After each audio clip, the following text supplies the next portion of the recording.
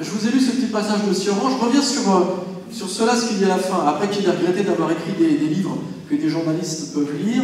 À la fin, il dit ça, il dit « Moi, là, vieux, je suis fatigué, j'ai perdu le goût de me manifester, de me produire. » Il met « produire » entre guillemets. Et ça, je crois que c'est intéressant, parce que c'est peut-être les premières qualités, les premières qualités du vieux.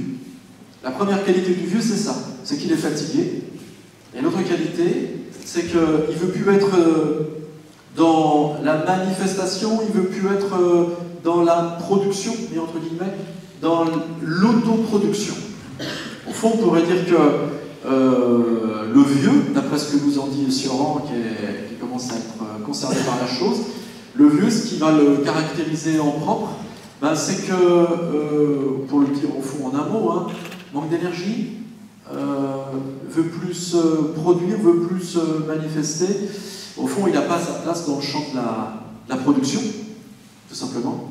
Il n'a pas sa place dans le champ, et ça c'est peut-être plus important encore, dans le champ de l'autoproduction. Parce que ce qu'il nous dit au fond, hein, c'est que lui, ce qui le fatigue, ce serait de se manifester, de s'autoproduire. C'est ça au fond.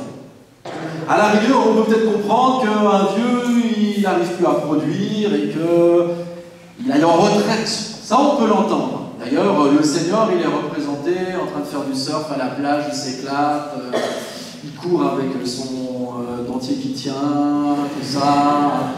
Donc il est en vacances, donc il a cessé de produire. C'est pas dérangeant qu'il ait cessé de produire. Hein. Il a donné toute son énergie pour le travail. Maintenant c'est bon, il lui reste 5 ans à vivre parce qu'il a bossé pendant 42 annuités. Et bien pendant les 5 ans, il peut effectivement faire du kitesurf et puis mourir d'une attaque cardiaque. C'est pas ça le problème. Le problème, voyez-vous, il est énoncé par Sioran. Et le problème c'est quoi? C'est qu'il est fatigué d'avoir à se manifester. Il est fatigué d'avoir à se produire. Alors c'est peut-être ça qu'on a interrogé. Parce que c'est peut-être justement un des traits majeurs de notre société, voire un des traits majeurs de notre civilisation. Et qui va se décliner alors sous la forme de l'apologie du jeunisme. Parce qu'au fond, qu'est-ce qui s'est passé dans notre société? On est bien sûr une société qui est marquée au sceau du travail. On est dans une société qui est marquée au sceau de la production. Ça, on le sait tous. Mais il y a eu une sorte de bascule depuis quelques décennies. Peut-être à partir du moment d'ailleurs où Sioran écrit ce texte-là, peut-être à partir des années 70-80. Et la bascule, c'est quoi? C'est une mutation, en fait, qui est une mutation capitaliste. Et la mutation capitaliste qui s'est mise en place depuis une génération, c'est quoi? C'est qu'il faut intensifier la production. Avant, produire, c'était quoi? C'était s'emparer de la matière première, éventuellement de la matière première naturelle, ou des produits secondaires de l'industrie, pour en faire quelque chose. C'était ça l'acte de production. Et c'est quelque chose qui a marqué toutes les sociétés occidentales, on va dire, jusque dans les années 70-80. À partir des années 70-80, qu'est-ce qui se passe? Ça ne marche plus comme ça. Il y a un capitalisme qui n'est plus un capitalisme qui va exploiter, qui va produire à partir des ressources qui sont les ressources, on va dire, de l'industrie, qui seraient les ressources de la nature. Et puis aussi, deuxième élément, c'est un capitalisme qui a bien compris une chose, c'est que le général de Gaulle, il a eu chaud aux fesses. En 68. Il y avait des mouvements comme ça, de plus en plus présents, les gens occupaient l'espace public, lui était assez bien né dans une position plutôt jupitérienne, il croyait que le rapport à l'autorité pouvait tenir, et en fait il n'a pas tenu. Et donc ça c'est le deuxième point de la mutation capitalistique. Le deuxième point de la mutation capitalistique, c'est une production qui ne peut plus simplement être tournée vers l'extérieur de la nature et de la sidérurgie par exemple, la nature et plus l'industrie. Et puis le deuxième point, c'est un régime de production qui ne peut plus marcher de manière autoritaire. Et la vue capitaliste, qu'est-ce qu'elle dit? Elle dit deux choses à partir des années 70-80. Elle dit, maintenant la matière première qu'on va exploiter, c'est quoi? C'est l'homme. La matière première qu'on va exploiter, c'est quoi? C'est plus ce qui se joue dehors, qui est dans la nature ou ce qui est dans l'industrie. La matière première qu'on va exploiter, ça va être quoi? Ça va être la sensibilité des hommes, ça va être la subjectivité des hommes, ça va être la vie affective, la vie intérieure, la vie subjective. On parle beaucoup, par exemple, des métiers qui sont des métiers de service à la personne. Vous allez essayer de postuler pour un boulot, ce qu'on attend de vous, c'est pas simplement que vous ayez la compétence, mais que vous soyez enthousiaste. Alors que vous, quand vous allez au boulot, c'est pas par enthousiasme. Hein. Mais par contre, hein, le recrutement, il va se faire là-dessus. Hein. Il faut que vous soyez passionné pour votre job. Et puis, si possible, si vous pouviez y mettre du peps, voire si vous pouviez être créatif. Parce que si tu veux, on est à la cool dans la boîte. D'ailleurs, le patron, il n'a même pas de cravate. Et on est tellement à la cool à la boîte que ce qui est vachement important, si tu veux, c'est que tu es complètement autonome pour faire le boulot dans le cadre de l'open space. Tu vois? N'hésite pas à prendre des initiatives. Ce discours-là, il est vachement intéressant parce que qu'est-ce qu'il est en train de dire? Il est en train de dire que la matière première, maintenant qu'il s'agit d'investir, c'est quoi? Le bon travailleur, c'est quoi? C'est pas seulement le travailleur qui va exploiter une matière différente de lui, mais c'est le travailleur qui va consentir à se faire exploiter lui-même, qui va consentir à l'exploitation, qui va investir tout de lui dans le champ de la production. Un meilleur exemple, c'est quoi? C'est l'émergence d'une figure qui est la figure de l'auto-entrepreneur. Qu'est-ce qui fait l'auto-entrepreneur? Sinon, être, croit-il, son patron, alors qu'en fait, il est d'abord son esclave. Et vous connaissez l'expression, on n'est jamais si bien asservi que par soi-même. Bon, ben, on n'est jamais si bien asservi que par soi-même, c'est ça, on pourrait dire, la vie du capitalisme dans les années 70-80. C'est-à-dire qu'on est qualifié, on est qualifiable, on a des qualifications, non plus simplement si c'est des qualifications, on va dire, techniques, extérieures, et des compétences qu'on a pu acquérir au fil de la vie, mais on est qualifiable à la condition qu'on puisse investir de soi et qu'on soit capable alors d'être la matière première à produire, à transformer, à moduler. Vous saisissez ça? C'est la raison pour laquelle on pourrait dire qu'au fond, si ça, c'est ce qui qualifie le nouveau travailleur aujourd'hui, le vieux, il est inqualifiable. Pourquoi il est inqualifiable, le vieux? Parce que lui, il ne veut plus se produire. Il n'a pas sa place dans une idéologie dans laquelle il s'agit d'auto-promouvoir, d'auto-produire, de se mettre en représentation en permanence, d'être à soi-même la matière qu'on entend vendre et négocier dans le lieu même du travail. Donc le vieux, par son existence même, il est celui qui n'a pas sa place dans un dispositif qui repose dorénavant sur l'autoproduction et puis qui repose sur la mise en scène de soi par soi. Quand il dit « je suis fatigué de me produire », il dit aussi, je pense que vous l'entendez aussi comme ça, quelque chose qui peut faire penser aussi au spectacle. Hein. Se produire, c'est par exemple se produire sur scène.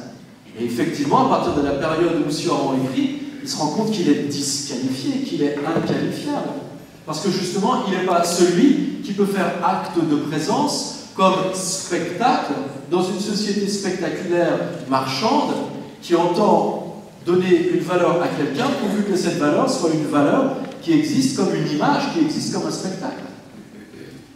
Et donc, on arrive à une société qui est la nôtre, une société dans laquelle, en définitive, le problème auquel on est confronté, c'est quoi? C'est que nous n'existons nous-mêmes qu'à la condition que nous soyons à la fois le producteur de soi-même et l'exploiteur de soi-même, qu'à la condition que nous puissions nous mettre en scène nous-mêmes, et cela, au fond, ben, ça n'a pas sa place dès lors que nous sommes vieux. Je continue un peu la réflexion parce que ce passage-là, il est aussi très intéressant. Parce qu'il nous dit aussi la chose suivante. Il nous dit, à partir des années 70-80, au fond, c'est pas simplement l'homme qui est face à une machine qui va faire fonctionner pour accroître la production, c'est l'homme qui doit être à lui-même sa propre machine.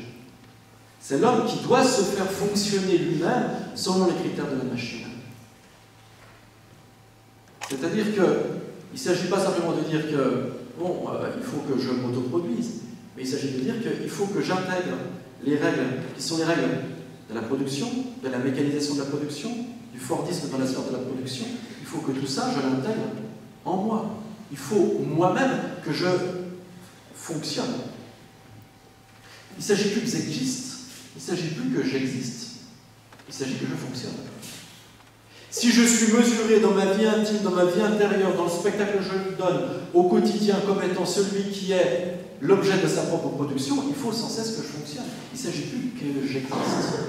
Et le hiatus et l'écart qu'il peut y avoir entre celui qui fonctionne et celui qui existe, c'est quoi? Ben, celui qui fonctionne à la manière d'une machine, c'est celui qui s'inscrit dans la répétition, celui qui s'inscrit dans la rationalité, celui qui s'inscrit dans le contrôle. Et celui qui existe, qui se contente d'exister au coin du feu, qui a peut-être même plus envie de se lever. Ah oui, il fonctionne peut-être même plus très bien parce qu'en plus il a des maladies. Lui, qu'est-ce qui va le caractériser? C'est justement que lui, il échappe à un rapport fonctionnel à l'existence. Lui, en tant qu'il existe, il n'est pas machine, il n'est pas machinal. Il a des pannes. Peut-être même qu'il a un rapport avec lui-même, qu'il a un rapport où il y a du gaspillage. Peut-être qu'il perd son temps. Peut-être que le vieux lui rêvasse. Peut-être que le vieux, des fois, on aimerait bien le mobiliser pour une activité. Il faudrait bouger, là, il faudrait faire des trucs. Pourquoi ça ne vous intéresse pas? Non, ça ne m'intéresse pas. J'ai envie, pour la première fois de ma vie, d'avoir une relation désintéressée à l'existence. Toute ma vie, je me suis fait chier avec un singe, avec un patron qui me donnait des ordres. Et là, qu'est-ce que j'ai? J'ai quelqu'un qui déborde de bienveillance. Et qui me dit que de mon intérêt, il faut que je m'intéresse. Alors que moi, dans mon intérêt, j'ai qu'une envie, c'est être enfin désintéressé. Avoir un rapport qui dysfonctionne avec l'existence. Avoir un rapport qui est plus marqué au sous de l'efficacité et de l'utilité. Vous voyez le quiproquo qu'il peut y avoir ici? C'est-à-dire, je peux même m'avancer avec la meilleure intention du monde auprès du vieux, en disant, mais il faut que je le mobilise, il faut pas qu'il se désintéresse, il faut qu'il soit toujours sollicité. Il faut qu'il arrive toujours à s'inscrire dans un schéma qui est le schéma que je reproduis auprès de lui, et qui est le schéma de l'idéologie dominante, lequel schéma de l'idéologie dominante est le schéma de l'autoproduction et de l'exploitation de soi par soi. Et moi, brave soignant, très sympa si tu veux, toujours à déconner avec les copains à la machine à café et tout, puis appelant les résidents en disant monsieur ou madame avant, en les vous voyant, trop le mec nickel si tu veux, tu vois. Rien à leur reprocher, chef de service, sauf que je suis traversé par cette idéologie dominante, et ce que je fais dans mon rapport avec le soigné, c'est quoi? C'est un rapport de mobilisation, c'est un rapport d'intéressement, c'est un rapport de fonctionnalisation. Et ce faisant, je suis en train de transposer sur lui, sur celui-là qui veut se contenter d'exister, parce que putain, il voudrait avoir ce luxe qui s'appelle être fatigué. Il voudrait avoir ce luxe qui dit hey, « Oh, foutez-moi la paix. Je voudrais être pour une fois un peu bon à rien. » Toute ma vie, j'ai été pressuré parce qu'il fallait que je sois utile et que je serve à quelque chose. Et là, alors que je voudrais enfin la paix, alors que je voudrais éviter ce fonctionnalisme, qu'est-ce qu'on me dit? On me dit mobilise-toi, on me dit intéresse-toi. Peut-être que l'ultime stratégie pour contenir quelque chose qui s'appelle la liberté, pour se maintenir dans un état qui s'appelle enfin une existence reconquise, c'est celle qui vise à dire non, je veux plus produire quoi que ce soit. Je veux gaspiller mon temps. Je veux, avec un luxe et une noblesse arrogante, être inutile longtemps. Et je n'irai pas à vos ateliers d'art-thérapie. Je ne chanterai pas du Michel Sardou. Je ne toucherai pas vos tambourins. Il y a quelque chose ici qu'on a médité.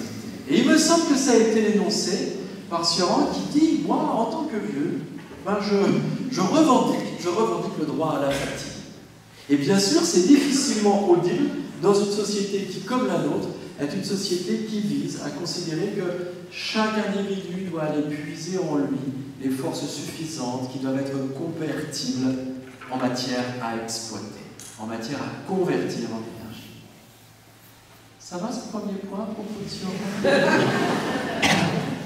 Donc vous comprenez pourquoi Sioran, dans le texte que je vous ai lu en introduction, il commence à avoir une dent contre la jeunesse. Et effectivement, il dit bien sûr, il faut exterminer les vieux, mais continue-t-il à une condition bien précise, et je vous l'ai rappelé en introduction, à la condition qu'on extermine ces vaches de jeunes qui me contraignent à l'activisme, j'ose même pas dire l'activité, mais qui me contraignent à l'activisme. Donc ça, je crois, c'est le premier point qu'on peut aborder. Premier point, au fond, je le dis de manière légère, après on pourra creuser plus avant, si vous voulez, dans la conversation qu'on a eue ensemble. Mais si vous voulez, quand je dis qu'il y a une opposition entre exister et fonctionner, c'est quelque chose qui, je crois, a été bien repéré dans les travaux de Roland Goury.